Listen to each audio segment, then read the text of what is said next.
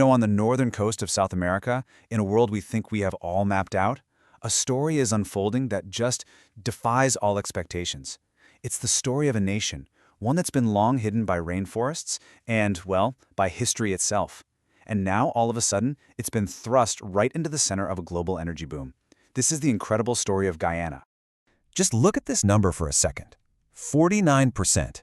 Can you even imagine a country's entire economy growing by nearly half in a single year? Yeah, that was 2020. While the rest of us were grinding to a halt, Guyana's GDP didn't just grow, it absolutely exploded. And no, that's not a typo. It was a shockwave. So how in the world did this happen? How did a quiet, overlooked corner of South America suddenly become the fastest-growing economy on the entire planet? Well, the answer isn't found on its land, but deep, deep beneath the waves of the Atlantic. And it forces a really tough question on its people. Is this unimaginable fortune a blessing, or is it the beginning of a curse? To really get it, we've got to look back.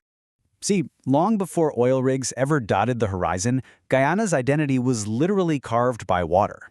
In fact, its name tells you everything you need to know. The name comes from an indigenous Amerindian language, and it means land of many waters. It's a name that speaks of a landscape that wasn't just shaped by water, but was born from it. Just try to picture a place where time kind of feels like it's standing still. This is one of the last truly great wildernesses left on Earth. Over 80% of the country is just draped in this pristine, untouched rainforest. It's a sanctuary for animals like jaguars and giant otters. It's a living library of biodiversity, a world that has been largely untouched by the march of time. For decades, this natural treasure was really Guyana's main claim to fame. It was this lost world that explorers and naturalists like Sir David Attenborough were fascinated by. But the story of the people living inside this paradise, well, that's a whole lot more complicated and a lot more turbulent. The modern history of Guyana isn't really a story about nature. It's a story of empire. It's this messy, turbulent narrative of sugar, of slavery, and of a deliberate colonial strategy that would forge the nation's soul in fire. First, it was the Dutch, and then the British. They built a brutal plantation economy on the backs of enslaved Africans. When slavery was finally abolished in 1838, the empire needed a new source of cheap labor, so they engineered one. They brought in hundreds of thousands of indentured servants from India. It was a classic colonial tactic, divide and rule. And the result is what you see here, a demographic tapestry that's totally unique in South America. The two largest groups, the Indo-Guyanese and the Afro-Guyanese, descendants of those indentured laborers and enslaved peoples, were historically pitted against each other for resources, and that created this deep political and social fault line that has defined the nation ever since. This division actually has a name. It's called a panjat. It's the idea of voting for your own kind, and it describes a political landscape where your loyalty is often tied not to a policy, but to your heritage, a direct legacy of that colonial strategy to keep the population fractured.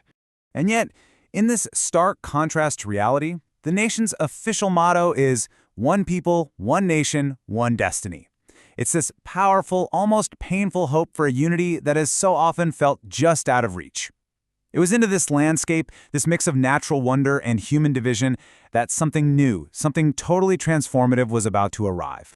Then, in 2015, absolutely everything changed. In the deep, dark waters right off Guyana's coast, ExxonMobil made a discovery that would completely rewrite the nation's destiny in a language of numbers that were just too big to ignore. For half a century after independence, Guyana was one of the poorest countries in the Western Hemisphere. And then came the discovery: oil. And not just a little bit of oil. We're talking vast, world-class reserves. In just 5 years, the country went from being a forgotten backwater to the site of a modern-day black gold rush. The scale of this is it's staggering. Over 11 billion barrels of recoverable oil have been found since 2017. Now, for a nation of less than 1 million people, that's like winning some kind of cosmic lottery. It turned it overnight into a potential energy titan. And this chart really puts that transformation into perspective. By 2025, Guyana's wealth per person is on track to just dwarf its giant neighbors, Brazil and Colombia. It is literally becoming, per capita, one of the richest countries on Earth. But of course, this torrent of wealth brings with it some absolutely monumental questions. So as the oil starts to flow, Guyana finds itself at a historic crossroads. And that national motto, one destiny, has never felt more urgent or more in doubt.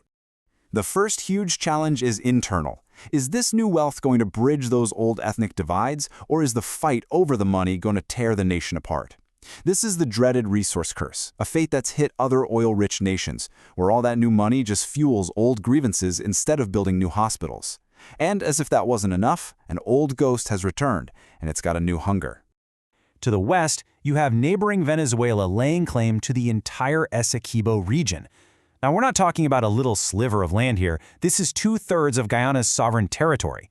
It's a dispute that's over a century old, but the discovery of oil has basically poured gasoline all over that fire. The two positions here are they're irreconcilable. Guyana stands by an international ruling from 1899 that set the border.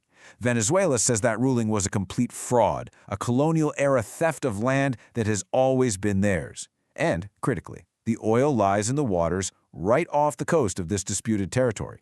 In late 2023, things got really heated when Venezuela held a national referendum on annexing the region. It was a move that Guyana's president, Irfan Ali, called a direct threat to the nation's sovereignty.